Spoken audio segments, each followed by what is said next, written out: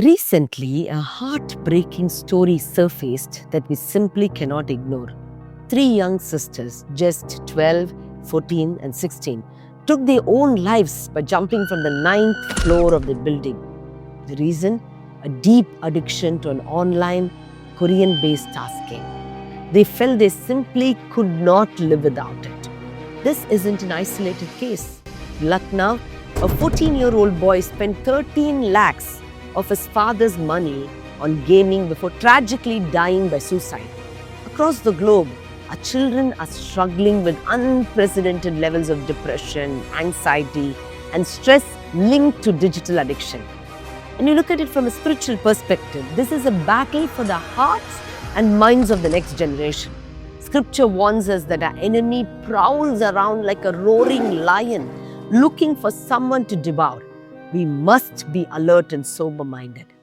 Before I go forward, I want to encourage you to like, subscribe, so that it will encourage us to make videos related to family, marriage, parenting, even youth and teens related content. Now, how did we get here? And what is the science behind the hook? The COVID-19 pandemic changed everything. Schools moved online, opening a wide door to constant internet use. Isolated at home, screens became the primary source of entertainment and escape. But why is it so hard to put the phone down? It's science. These platforms are engineered around our brain's reward system, specifically a chemical called dopamine. Apps use unexpected rewards, likes and comments that come at unpredictable times to keep us constantly checking our devices. This isn't just about weak willpower. It's sophisticated neural hacking. You know what happens biblically? These platforms hijack desires that God designed to be satisfied in Him alone. This is a form of modern idolatry. What are the hidden costs of this? One of the biggest area of concern is sleeps. Screens, whether it's phones, tablets, laptops, they emit blue light that suppresses melatonin, the hormone that helps us sleep. The more screen time they have, especially at night, the more their natural sleep cycle, that is the circadian rhythm, is disrupted. The result is chronic sleep deprivation. Children and even adults report not feeling sleepy, tossing and turning at night, or staying up scrolling and gaming. Poor sleep then reduces their coping abilities. They struggle to focus, they're easily distracted, and they find it hard to study or work. Over time, this leads to higher levels of depression and anxiety. One health organization noted that as daily hours on electronic devices increase, sleep quality drops significantly. Some studies show that the teens and tweens can spend up to 9 hours a day on digital media, which is extremely concerning. Another powerful trap is the comparison cycle and FOMO, the fear of missing out. Just the presence of a phone can reduce the quality of face to face communication. People may sit in the same room but prefer chatting on the devices rather than talking directly. There's even a term for this. It's called fubbing, phone snubbing, when the phone gets more attention than people in front of you. Also, there is a lot of peer pressure for our children right now. Children are giving into the pressure. The other children have phone, so I need to have. The other children have social media, so I need to have. There is a lot of pressure. The moment they don't have it, they are excluded. They are considered not part of the group, which is a trap, again, which is affecting our children. Social media also feeds a comparison cycle where children compare their real lives to filtered highlight reels, leading to feelings of inferiority and envy. And then we see another big trap, the dangerous zone, cyberbullying and dark content. Beyond mood and sleep, there are even more dangerous areas, cyberbullying and certain harmful games or trends. Some games, like the infamous Blue Whale Challenge, were structured with steps that eventually lead to self-harm and even death as a final stage. There are also other occult-themed games like Bloody Mary, Roblox Roblox based horror doors, or Charlie Charlie that introduce children to dark spiritual influences under the guise of fun or challenges. Many parents are unaware of the forms of cyberbullying and suicide encouragement that happen online, especially in private chats or groups. Children may be threatened, mocked, manipulated, and they often do not share this at home out of fear or shame. Proverbs 4:23 tells us to guard your heart, for everything you do flows from it. We must help our children find their worth in being made in the image of God, not in likes or followers. Now, what are the practical strategies? How do we move on from fear to faith?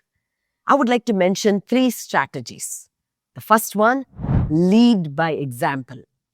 Our children follow what they see more than what they hear. If we are constantly scrolling, our words carry no weight. Create no phone zones like dining table, prayer time. Be transparent. Tell them, I am putting my phone away because I want to focus on you. Moses commanded the Israelites, these commandments that I give you today are to be on your hearts. Impress them on your children. Talk about them when you sit at home, when you walk along the road, when you lie down, and when you get up. This kind of discipleship happens in the margins of daily life, meals, during walks, before bed. But if our faces are buried in screens during these moments, we are forfeiting the opportunity to imprint God's word on our children's heart. So, parents, I want to encourage you, lead by example. You yourself cut down on your phone time. Children can make out when you just use it or use it with a purpose. The second strategy I would like to mention is connection over correction. Many of us fall into a pattern where most of our conversation with the children is correction. Stop that. Put the phone down. Don't watch that. Enough of games. While boundaries are important, correction without connection can push them away. UNICEF found that children often turn to screens for companionship when they lack parental company. A few practical ideas. Spend intentional time with your children every day. Talk to them, play with them, eat with them, do small, simple activities with them. Secondly, ask meaningful questions. How was school? Who are your close friends? What do you talk about? What are you worried about? Have that connection with your children. Let them open up to you. Especially for young parents, I want to mention, avoid using phones, tablets, or laptops as a digital pacifier for toddlers. It may seem convenient, but it trains them from a very young age to rely on screens for comfort and distraction. Instead, encourage activity-based learning. Simple experiments, board games, art, outdoor play, reading together.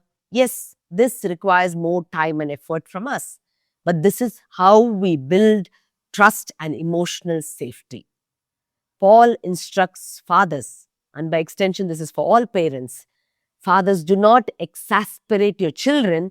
Instead, bring them up in the training and the instruction of the Lord. Constant nagging and correction without relationship will exasperate your children. But when we invest time, listen with empathy, we lead them with love, we are creating an environment where children feel safe to open up. When your children feel safe with you, they're far more likely to share what is happening in their school, their friendships, and online.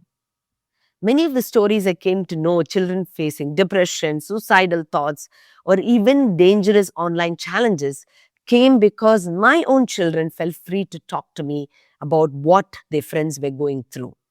The third strategy is what I would call digital hygiene and boundaries, practical boundaries around devices for the whole family. Some simple but powerful steps: physical separation at night. Do not keep phones or devices near your bed. Charge them in common areas like the living room, kitchen.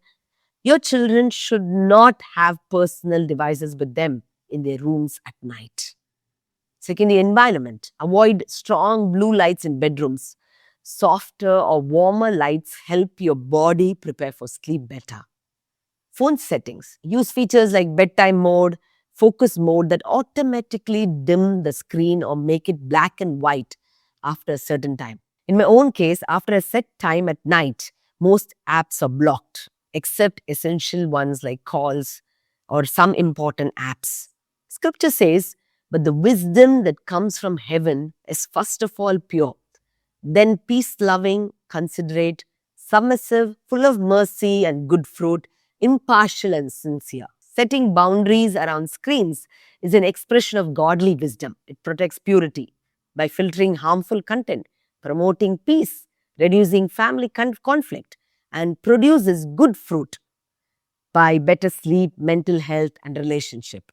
We may not all do this perfectly, but even small, consistent efforts can make a big difference. As parents, we need to work on our own digital habits and then teach our children to do the same so they do not fall into the same trap. The tragic stories of these young lives lost should wake us up, not to panic, but to act. As parents, we have the opportunity to protect, guide, and walk with the children through this digital world so that screens serve them and not the other way around. And I want to tell you, we do not fight this battle in our own strength. Apostle John assures us, you dear children are from God and have overcome them, because the one who's in you is greater than the one who's in the world. Greater is He who dwells in us through the Holy Spirit than any algorithm, any addiction, or any demonic influence in the digital realm. As we pray for our children, set boundaries, and model godly living, we trust that God is at work. He is faithful to complete the good work He has begun in our families. Let us move forward not in fear, but in faith, anchored in His promises, empowered by His Spirit, and committed to raising the next generation for His glory.